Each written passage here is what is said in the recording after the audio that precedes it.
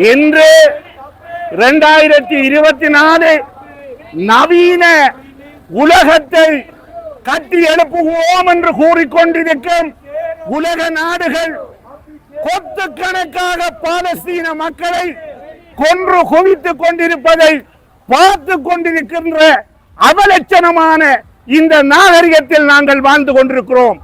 அங்கே 35,000க்கு மேற்பட்ட மக்கள் குறுகிய கால பகுதியில் கொன்று குவிக்கப்பட்டிருக்கிறார்கள்.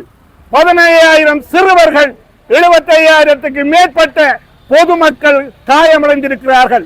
நாகரிக உலகில் இத்தகைய ஒரு மனித அழிவை இந்த நாடுகள் பார்த்து கொண்டிருப்பது வெட்கப்பட வேண்டிய விஷயமாகும். ஐக்கிய நாடுகள் சபை இந்த காலத்திலே உருவாக்கப்பட்டது எதற்காக? நாடுகளுக்கிடையே சமாதானத்தை ஏற்படுத்துவதற்காக மாத்திரம்.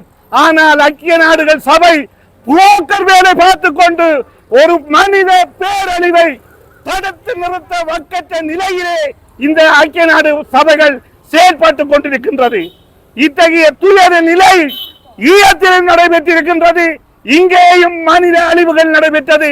அத்தகைய மனித அழிவுகள் பற்றிய எத்தகைய பொருட்கோடலும் எத்தகைய விசாரணைகளும் ஒன்றுமே நடைபெறாத நிலையில் மேற்குலகம், அமெரிக்கா உள்ளிட்ட ஆதிக்க சக்திகள் தமக்கான நலன்களை எடுப்பதில் கண்ணும் கருத்துமாக இருந்து வருகின்றன.